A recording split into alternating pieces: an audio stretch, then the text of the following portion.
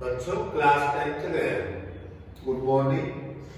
बेटा अपना सब्जेक्ट है आज सामाजिक विज्ञान, जिसके परीक्षा संबंधित कुछ प्रश्न रहेंगे। इन प्रश्नों को आपको विशेष रूप से ध्यान देना। जैसे अपन चैप्टर सभी पढ़ लिए हैं, फिर भी आपको एक चीज मालूम होगी कि अब एग्जाम बहुत नजदीक आ चुकी है। इस एग्जाम की तैयारी के लिए अपन को प्रश्न किस तरह से तैयार करना है और उन प्रश्नों के आंसर भी आपको मैं जो बता रहा हूं उस भाषा और विचार के आधार पर हमको लिखना। तो फर्स्ट चैप्टर में है कि मृदा अपरदन क्या है, मृदा अपरदन के क्या कारण होते हैं और मृदा का संरक्षण क्यों आवश्यक है, जीवन में मृदा का क्या महत्व है। इस तरह के प्रश्न आपको 4-5 नंबर का एक क्वेश्चन रहेगा, वो आप प्रश्न समझ लेना। उसने क्या पूछा, जैसे उसने पूछा कि मृदा अपरदन, तो मृदा अपरदन 2 नंबर का रहेगा। मृदा अपरदन का असर होता है कि मृदा की जो उपयोगिता होती है, मृदा का जो आवरण होता है उसका क्षय होना, नष्ट होना या उसका स्थानांतरित हो जाना क्या कहलाता, मृदा अपरदन कहलाता। मृदा अपरदन के जैसे वो पूछेगा कारण क्या है, एक तो वायु अपरदन है, मानव द्वारा वनों का विनाश के कारण। अपरदन का मतलब होता है कि जो उसकी उपयोगिता होती है, उसकी कहना चाहिए कि उसका जो महत्व होता है मिट्टी का, वो क्षय होने लगता, क्षय यानी नष्ट होने लगता, या वो एक स्थान से दूसरे स्थान पर उसका आवरण का स्थानांतरण होना मृदा अपरदन कहलाता है। ये भी आप बोल सकते हो। वैज्ञानिक तरीकों से खेती करना, आज वर्तमान समय में अपन देख रहे हैं कि खेती में पहले 2 बार खेती होती थी, अब तो कंटिन्यू खेती में एक फसल काट के तैयार होती, दूसरी फसल की तैयारी होती, तीसरी होने लगती। अरे मृदा का बार-बार वैज्ञानिक तरीकों से खेती करना, प्रकृति के द्वारा खेती नहीं हो रही है, वैज्ञानिक तकनीकों के उपयोग से खेती की जा रही है, ये भी मृदा अपरदन का कारण बना हुआ। और अत्यधिक पशुचारण के कारण भी, वैसे पशुचारण से दोनों लाभ भी होते हैं, क्योंकि पर कंटिन्यू जो फसल की जो उपयोगिता है, उसकी जो काम क्षमता होती है, वो एक्चुअली माना जाए तो वैज्ञानिक तकनीकों के कारण ही क्या हो रहा बेटा कि मृदा अपरदन का कारण बना हुआ। अब मृदा संरक्षण क्यों आवश्यक है, मृदा हमारी एक अमूल्य संपदा है, मृदा को स्थिर और कायम बनाए रखना अत्यंत आवश्यक होता है, क्योंकि मृदा पर केवल मानव जीवन नहीं बल्कि संपूर्ण प्राकृतिक जीव जंतुओं के लिए मृदा एक वरदान मानी गई है। मृदा से क्या होता, वन्य जीव भी निर्भर होते हैं, उनका मृदा का संरक्षण से जीवन की जो मूलभूत आवश्यकताएं होती है उनको भी मृदा पर ही निर्भर होती है। बिना मृदा के मानव जीवन एक तरह से नष्ट माना जाएगा। समस्त मानव मृदा पर निर्भर करता है, समस्त प्राणी जैसे वन्य जीव है, वन्य जीव क्या हो गए, वन्य जीव अगर पेड़ पौधे होंगे, पेड़ पौधे कहाँ होंगे, कोई छत पे तो होंगे नहीं, वो भी जमीन पर होंगे।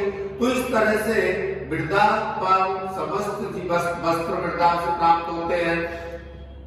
जीवन की जितनी भी मूलभूत आवश्यकता है, मनुष्य और अन्य जीव जंतुओं के जीवन यापन के लिए मृदा एक अपरदन माना गया है और मृदा संरक्षण जीवन के लिए आवश्यक है। अब बोल रहा कि संसाधन, मृदा संसाधन, तो भी आपको ये लिखना। संसाधन का मीनिंग होता है कि किसी भी चीज को अधिक समय तक सुरक्षित बनाए रखना संसाधन कहलाता है। वो आप देखो जल संसाधन, वन संसाधन, मृदा संसाधन, आपको ये मान लो आपका पेन संसाधन, बैग संसाधन, बैग को अधिक समय सुरक्षित बनाए रखना बैग संसाधन कहलाता, मृदा को अधिक समय तक सुरक्षित बनाए रखना मृदा संसाधन कहलाता, भोजन को अधिक समय तक सुरक्षित रखना भोजन संसाधन। संसाधन का मतलब होता है कोई भी जो चीज है उसको अधिक समय तक उपयोगी बनाए रखना, उसका उपयोग करते रहना ही संसाधन कहलाता है। ऐसा नहीं कोई चीज अपन ने आज लिया कल उसको फेंक दी, वो संसाधन नहीं होता। संसाधन आप बोलता है कि जल संसाधन के स्रोत क्या है, जल को अधिक समय तक सुरक्षित बनाए रखना जल संसाधन कहलाता है। अब वो बोल रहा है कि जल संसाधन के प्रमुख स्रोत एक तो पृष्ठीय जल, भौम जल और वायुमंडलीय जल, ये तीन जल संसाधन के स्रोत कौन कौन से बेटा? पृष्ठीय जल, भौम जल और वायुमंडलीय जल। ठीक है, अब वो बोल रहा है कि वन्य संरक्षण क्यों आवश्यक है, इसका मानव जीवन पर, मानव जीवन के लिए क्या महत्व, इसका क्या महत्व है, ये वो पूछ लेगा। वनों का क्या महत्व होता है?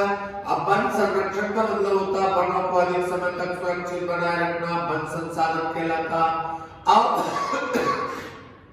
वन एक हमारी अमूल्य संपदा है, और इसके बाद बोलेंगे कि वन्य विनाश के क्या कारण है, यानी वनों का नष्ट होने का क्या कारण है? तो वन विनाश के कारण है मनुष्य, क्योंकि मनुष्य एक बुद्धिजीवी प्राणी जो अपनी स्वार्थ सिद्धि के लिए वनों को निरंतर उजाड़ता जा रहा है। पर प्रश्न वहां समझना बहुत जरूरी है। वो बोलता वन विनाश के कारण, तो एक तो लिख देना मनुष्य, नंबर 2 लिख देंगे जंगलों में आग लगाने से, चारागाह नंबर 3 लिखेंगे चारागाहों के, चारागाह यानी मवेशियों को जंगलों में या खेतों में कहीं भी भेज देने से जो छोटे छोटे शिशु पौधे होते हैं वो नष्ट हो जाते हैं। ठीक है, अब क्या होता है बेटा कि वन्य जीवों का संरक्षण, अब वन्य जीव भी ऐसे लिखेंगे कि वन्य जीव एक हमारी अमूल्य संपदा है। वन्य जीवों से हमें क्या होता है कि यदि वन्य जीवों के वनों के जीवन यापन के लिए पर्याप्त मात्रा में भोजन नहीं मिलेगा तो वन्य जीव क्या करेंगे कि आपके जो मनुष्य की जो उपयोगी वस्तुएं उनको नष्ट करेंगे। अब प्रश्न जरा थोड़ा अलग आ रहा था कि वन्य जीव संरक्षण क्यों आवश्यक है। यहाँ ये नहीं पूछ रहा था कि वन्य जीव क्या हानि पहुंचाएंगे, तो वन्य जीव संरक्षण अत्यंत आवश्यक होता है, क्योंकि वनों से जो वन्य जीव होते हैं वो क्या करते हैं, उनके माध्यम से अपना प्राकृतिक वातावरण स्वच्छ बना रहता है, एक बात। दूसरी बात ये होती है बेटा वन्य जीवों से चमड़ा और चमड़े सौंदर्यता के मतलब क्या होता है, उनके वन्य जीवों का सौंदर्यता के लिए उनका उपयोग किया जाता है। वन्य जीवों के जो सींग होते, दांत होते, उनकी सौंदर्यता की वस्तुएं बनाई जाती है, आभूषण बनाए जाते हैं, इसलिए वन्य जीव भी हमारे लिए आवश्यक है। अब वनों से होने वाले लाभ, वनों से हमें निम्नलिखित लाभ होते हैं, तो हमें कीमती लकड़ियां प्राप्त होती है, औषधियां प्राप्त होती है, और वनों से वर्षा होती है। वन मृदा कटाव में सहायक होते हैं, मृदा के कटाव को रोकने में सहायक होते हैं। वन हमारे प्राकृतिक वातावरण को स्वच्छ बनाए रखते हैं, वन हमारे वायुमंडल के तापमान को नॉर्मल बनाए रखते हैं। ये हमारे वनों से हमें लाभ होते हैं। अब अपन क्वेश्चन थोड़े अच्छे जो परीक्षा संबंधित है वही क्वेश्चन अपन पढ़ रहे हैं कि हरित क्रांति किसे कहते हैं, हरित क्रांति की विशेषताएं लिखिए। हरित क्रांति का मतलब होता है कि आज से कुछ वर्ष पहले हमारा देश कृषि के क्षेत्र में पिछड़ा हुआ था। आज वैज्ञानिक तकनीकों की सहायता से कृषि के क्षेत्र में वृद्धि हुई, इसे हरित क्रांति कहते हैं। हरित क्रांति आज से कुछ वर्ष पहले हमारा देश कृषि के क्षेत्र में पिछड़ा हुआ था। आज वैज्ञानिक संसाधनों से या वैज्ञानिक तकनीकी विधियों के द्वारा कृषि के क्षेत्र में वृद्धि हुई, उसे हरित क्रांति। हरित क्रांति का मतलब होता हरी, हरी का मतलब होता खेती, श्वेत का मतलब होता सफेद, सफेद का मतलब होता दूध, दूध के क्षेत्र में क्या वृद्धि हुई, ये क्वेश्चन बन रहा है। अभी अपन को पढ़ना है इसकी विशेषता हरित क्रांति की। हरित क्रांति की विशेषता की गोबर खाद की जगह रासायनिक खाद का उपयोग किया जाने लगा। किसानों को किसानों को प्रशिक्षण दिया जाने लगा। फसल चक्र संबंधित किसानों को जानकारी मिलने लगी। ठीक है, उसके बाद में रासायनिक दवाओं का उपयोग किया जाने लगा और सूर्य मतलब क्या होता, सिंचाई के संसाधन और मशीनीकरण का बढ़ावा। ठीक है, सिंचाई के संसाधन हो गए, यातायात के संसाधन उपलब्ध हो गए, कृषि उपकरणों की अधिक उपयोगिता होने लगी।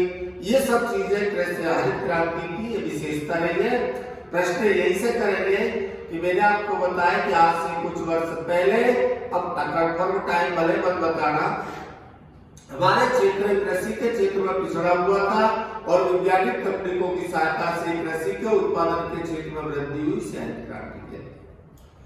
श्वेत क्रांति वही को बना लेना बेटा। श्वेत क्रांति का मतलब होता है आज से कुछ वर्ष पहले हमारा देश दुग्ध उत्पादन के क्षेत्र में पिछड़ा हुआ था।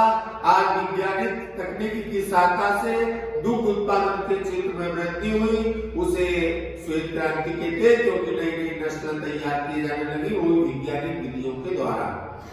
ठीक है। कृषि की अपना प्रश्न है अपना, कृषि को भारतीय अर्थव्यवस्था की आधारभूत शिला क्यों मानी गई? तो कृषि को भारतीय अर्थव्यवस्था की आधारभूत शिला इसलिए मानी गई है तो भारत एक कृषि प्रधान देश है। यहाँ 80% लोग गांव में निवास करते हैं और गांव में निवास करने से तात्पर्य है कि वहाँ खेती की जाती है। खेती से कच्चा माल तैयार होता है, कच्चे माल से विदेशी व्यापार चलाते हैं, विदेशी व्यापारों से हमें विदेशी मुद्रा, विदेशी पैसे प्राप्त होते हैं, विदेशों से संबंध होते हैं, जिससे विदेशी मशीनें खरीदी जाती, विदेशी उपकरण खरीदे जाते हैं। फिर उन विदेशी उपकरणों के द्वारा हमारे देश के अंदर उद्योगों की स्थापना की जाती है। तो सामान्यतः कहा जाता है कि जिस देश में उद्योगीकरण का विकास होगा उस देश की आर्थिक स्थिति सुदृढ़, मजबूत और शक्तिशाली होगी। इसलिए कृषि को भारतीय अर्थव्यवस्था की आधारभूत शिला मानी गई है। भारतीय कृषि की समस्या यदि मोस्ट क्वेश्चन, भारतीय कृषि की क्या समस्या है बेटा? तो भारतीय कृषि की निम्नलिखित समस्या है। एक तो जोत का छोटा होना। जोत का छोटा होने का मतलब होता है कि भारत में जो परिवारों का खेती का बंटवारा हो जाता है उसे जोत का छोटा होना कहते हैं। जोत का छोटा होना और भाग्यवाद पर निर्भर, वर्षा पर निर्भर, पुराने तरीकों से खेती करना और किसानों को उन्नत खाद बीज का अभाव और तकनीकियों का पूर्ण रूप से उसे प्रशिक्षित नहीं ज्ञान हो पाता। इसके कारण भारतीय कृषि पिछड़ी हुई है। एक तो वर्षा पर निर्भर मोस्ट बात है, उसके बाद में रूढ़िवादी तरीकों से या पुराने तरीकों से खेती करना, किसानों की अज्ञानता के कारण, ठीक है, उन्नत खाद बीज का अभाव नहीं होता, उन्नत खाद बीज का अभाव का होना, इसके कारण भारतीय कृषि पिछड़ी हुई है। ठीक है बेटा, एक तो ये दो क्वेश्चन इसमें से देख लेना। अब आगे के अपने जो क्वेश्चन आ रहे हैं कि खनिज एवं संसाधन, खनिज संसाधन में, खनिज संसाधन शायद अपना चैप्टर जो है अभी, और इस चैप्टर में आप देख लेना कि आधुनिक युग में लोहे का क्या महत्व है। आधुनिक युग में लोहे का बहुत अधिक महत्व होता है। लोहा क्या है ये तो आप सभी जानते हो। आधुनिक युग में लोहे का क्या महत्व है? आधुनिक युग, आज के युग में, आधुनिक आज के युग में लोहे का बहुत अधिक महत्व होता है, क्योंकि लोहे के द्वारा सुई से लेकर बड़े बड़े मशीनों का निर्माण किया जाता है और ये मशीन है और ये वस्तुओं का जो निर्माण लोहे के द्वारा किया गया, उससे जीवन की सभी मूलभूत आवश्यकताओं की पूर्ति होती है।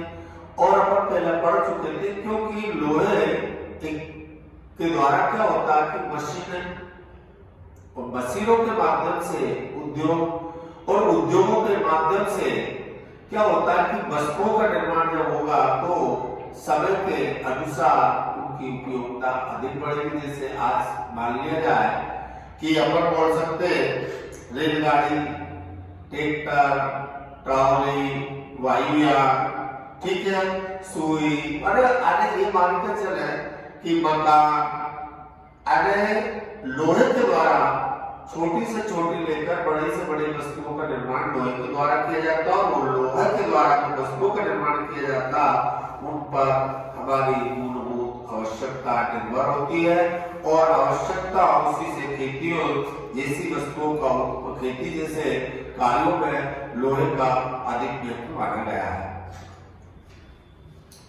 अब होता है मध्य प्रदेश में खनिज संपदा का भंडारण। ये भी बहुत बढ़िया क्वेश्चन है कि मध्य प्रदेश में खनिज संपदा का भंडारण है, उपरोक्त का तल सत्य है, क्योंकि मध्य प्रदेश बालाघाट जिले में तांबा, आयस, बॉक्साइट के भंडार, जबलपुर, मंडला और बालाघाट में लोहे आयस की मात्रा अधिक पाई जाती है। मध्य प्रदेश और पटना जिले में हीरे की खदान है और हीरा मध्य प्रदेश में पाए जाने वाला प्रथम स्थान मध्य प्रदेश माना गया है। कोयले की अच्छी किस्में मध्य प्रदेश में प्राप्त होती है। इसके लिए मध्य प्रदेश में कई ऐसे खनिज भंडारण है जो वास्तव में मध्य प्रदेश की आर्थिक स्थिति को मजबूत बनाने में सहायक होते हैं। और प्राकृतिक आपदा है। प्राकृतिक आपदा है। अब प्राकृतिक आपदाओं में से अपन को ये पूरा भूगोल अभी मेरे हिसाब से भूगोल के 2, 3, 4 चैप्टर हो गए। अब नेक्स्ट चैप्टर में आपको मैं करा दूंगा इतिहास, ठीक है? क्योंकि इतना तो आप तैयार करो, फिर उसके बाद देखेंगे फिर आप पढ़ोगे नहीं इतने सारे या क्वेश्चन बोलोगे तो मैं क्वेश्चन अगली बार आपको अगले वीडियो में क्वेश्चन बता दूंगा, उनको आप भी तैयारी कर लेना, ठीक है?